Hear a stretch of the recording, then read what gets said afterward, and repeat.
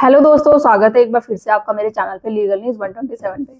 दोस्तों, आज के डेट में मेंटेनेंस लेना तो जैसे मानो महिलाओं का एक धर्म बन चुका है। झूठे केसेस लगाना, मेंटेनेंस केस लगाना फिर पति पे, तो एक तरीके से भाई ये तो हमारा धर्म ही है। लड़ाई करो, झूठे केसों में पति को ससुराल को फंसा और ऊपर से पैसे की डिमांड भी करो। तो क्यों ना ऐसा नहीं हो सकता कि जो वो झूठे केसेस से फायदा ले रही है तो उसमें उनको कुछ नुकसान भी भुगतना पड़े, उन्हीं के झूठे केसों में उनको फंसा के आपको फायदा मिल सके। अब वो क्या है तो वो मैं आपको बताऊंगी। चैनल पे नए बने हैं तो चैनल को लाइक करना, शेयर करना, सब्सक्राइब करना बिल्कुल ना भूलिए। साथ ही बेल आइकन दबा दीजिए ताकि आपको टाइम टाइम पे मेरे वीडियो की नोटिफिकेशन है जो मिलती रहे। तो दोस्तों, जैसे आप सबको पता है, जब भी हस्बैंड वाइफ में डिस्प्यूट होता है, पत्नी लड़ाई झगड़ा करके मायके चली जाती है। कुछ टाइम तो ऐसा होता है 5-6 महीने कुछ नहीं करती, या साल भर भी वो कोई केसेस नहीं करती है। अगर उसको जैसे कि शिक्षा दी जाती है, बस उसके पेरेंट्स कहते हैं, या वो कोर्ट में जाती है, कहते हैं कि हाँ भाई आप केस कर दो, पति को सबक सिखाओ। उसके पेरेंट्स कहते हैं मायके वाले, तो केस कर दिया, 498 डीवी कर दिया। भैया उससे पैसे भी लेना, उसको ऐसे तूने आराम से क्यों छोड़ रखा है। फिर उस पर से मेंटेनेंस का केस कर दिया। अब ऐसे ही केस चलते रहते हैं, झूठे आरोपों में पति उसके ससुराल वाले फंसे रहते हैं।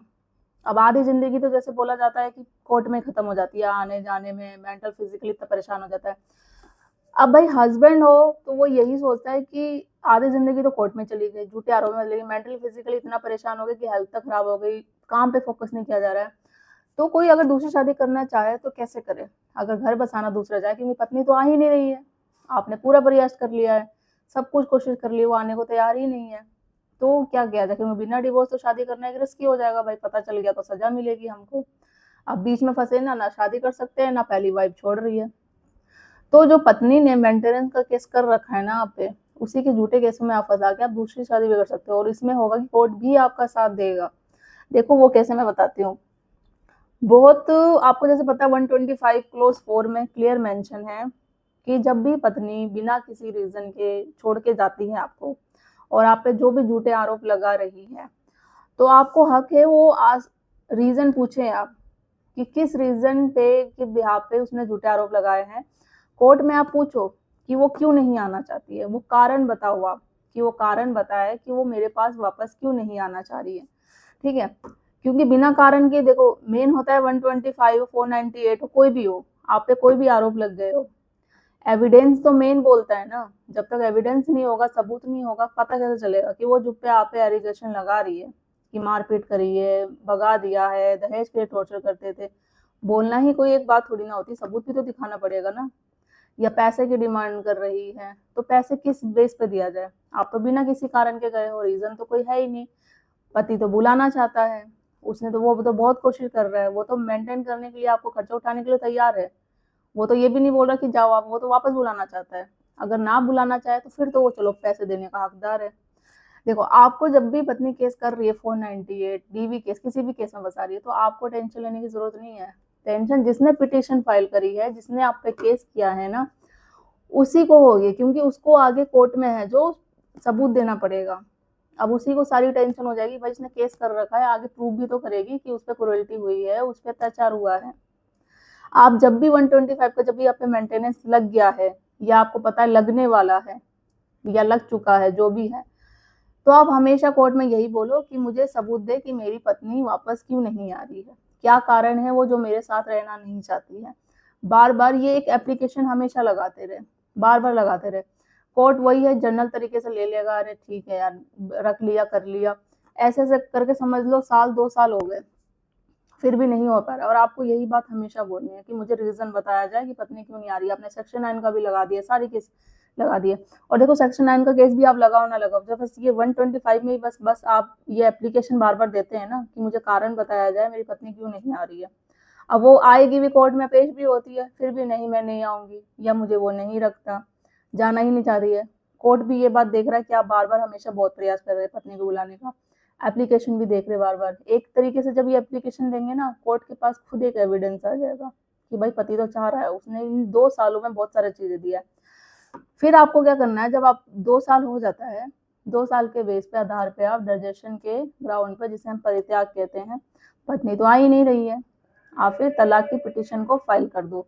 ठीक है, कि भाई मुझे मेरे साथ कुरेल ये डाइजेशन के आधार पे अब बहुत कोशिश कर लिया है, पत्नी नहीं आ रही है, मुझे तलाक दिया जाए, और क्रूरल्टी मेरे साथ हो रही है, जो मुझे केस में फंसाया गया है। अब जब कोर्ट के पास भी देखा जाएगा, कोर्ट ने भी इन 2 सालों में बहुत देख लिया होगा कि हाँ, पति ने बहुत ट्राई किया, उसने बार-बार एप्लीकेशन भी दी है पत्नी को आने के लिए, तो बेसिक एक तो 2 साल के आधार पे आपका परित्याग के आधार पे तलाक हो जाएगा।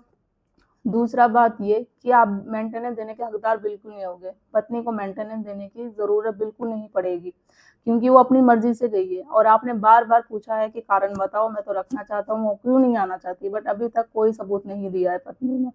ठीक है, तो इस आधार पे आपकी तलाक की पिटीशन विद रजिस्ट्रेशन के आधार पे तलाक भी मिल जाएगा। और इस बीच में अगर आप शादी कर भी लेते हैं ना दूसरी, तो अगर कोर्ट में बात पहुँच भी जाती है, होता है बहुत केसों में हस्बैंड शादी कर लेते हैं इस पे, ठीक है भाई, ऑब्वियसली सिंपल सी बात है कि अब इतने साल तो कोर्ट में आधी जिंदगी गुजरी, बची कुछ जिंदगी भी थोड़ी ना कोर्ट में गुजारनी है, दोबारा जिंदगी तो स्टार्ट करनी है, दोबारा लाइफ स्टार्ट करनी है। अब ऐसा जरूरी नहीं है कि पहली वाइफ ने धोखा दे दिया, पहली शादी सक्सेसफुल नहीं हुई तो दूसरी हुई। अब तलाक हो नहीं रहा है, कुछ चीजें हो नहीं रही है, तो क्या करे। आपने सारी चीजें सच बताई, दूसरी शादी कर ली, उसको भी सब पता आपकी वाइफ को, उसके घर वालों को। तो अगर कोर्ट में बात पहुंच जाती, पत्नी ये बोलती है कि मैं मुझे खर्चा चाहिए या मैं बच्चों को कैसे दूँ, वो नहीं कर सकता है, वो तो दूसरी ने शादी कर ली है, ये चीज़ें। तो ऐसी बहुत सारी वीडियो है जो खुद कोर्ट की है, मैंने खुद देखी है, आप भी देखिएगा। ठीक है, उसमें कोर्ट ने भी पति का ही फेवर किया है कि भाई जब आप रहना ही नहीं चाहते पति के साथ, वो तो बहुत कोशिश कर रहा है, उसने यहाँ तक इतनी एप्लीकेशन दी है, सेक्शन 9 का केस कर दिया, नोटिस तक भिजवा दिया है, आप फिर भी नहीं जा रही हो, 2 साल से ऊपर हो गया है, तो दूसरी शादी तो करेगा ही करेगा वो। किस बेस पे आपका वो करेगा इंतजार, आप तो जा ही नहीं रहे हो, बस झूठे केसेस पे कुछ केसेस लगा रहे हो। तो ऐसे बहुत सारी वीडियो आपको खुद मिल जाएगी कि जज ने, कोर्ट ने तक पति का फेवर किया है। तो भाई अब इंतजार, एक तो पति तो बुलाना चाह रहा है, पत्नी खुद नहीं आना चाहती है, और ना रीजन बता रही है कि किस रीजन से वो साथ में नहीं रहना चाहती है, कोई उसके पास सबूत है ही नहीं। ठीक है, तो ये चीज है। तो इस रेस पे देखो, आप दूसरी शादी तो कर सकते हो, बस कुछ कंडीशन होते हैं, कुछ नियम होते हैं। अब मैं ये नहीं बोलूंगी कि हाँ आपको हर कोई जाके दूसरी शादी कर ले जब तक डिवोर्स ना हुआ है, बहुत चीजें कंडीशन होती है, जैसे कि आप रजिस्ट्रेशन आपने कर लिया, रजिस्ट्रेशन 2 साल से ऊपर हो गया, तो फिर उसके बाद अगर आपका हो गया, शादी खत्म हो गई, शादी आपने शून्य खत्म करवा ली है, उस आधार पे आप दूसरी शादी करवा सकते हैं। आपकी वाइफ जैसे गुमशुदा है, 7 साल से ऊपर हो गए हैं, कोई मेडिकल कंडीशन है, नहीं ठीक हो रही है, या फैमिली प्लानिंग आगे नहीं बढ़ सकती है, डॉक्टर मेडिकल लेके आप कोर्ट में जाके प्रूव करो, शादी अपनी खत्म कराओ, तो इस आधार पे। बाकी देखो रिस्क होता है, जब तक आपने दूसरी शादी कर ली, अभी कर ली, हस्बैंड भी होते हैं, वाइफ भी होते हैं, जिनका केस चल रहा होता है, शादी भी करके बैठ चुके होते हैं, कोर्ट को जब तक पता नहीं है, जब तक तो ठीक है, जिस दिन पता चल जाएगा तो प्रॉब्लम हो सकती है, चाहे वो हस्बैंड हो या वाइफ हो। तो देखो, तलाक लंबा प्रोसेस है, आपके पास बेस्ट ग्राउंड होना चाहिए तलाक लेने के लिए।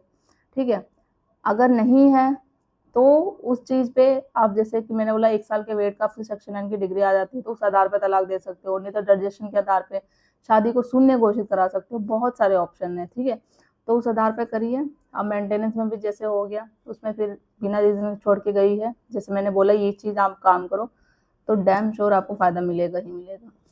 तो आई होप आपको वीडियो अच्छी लगी होगी, अच्छी लगी तो चैनल को ज़्यादा से ज़्यादा लोग तक शेयर करिए, सब्सक्राइब करना बिल्कुल ना भूलिए। जल्दी मिलती हूँ मैं कैसे इन्फॉर्मेटिव वीडियो के साथ, तब तक के लिए थैंक यू।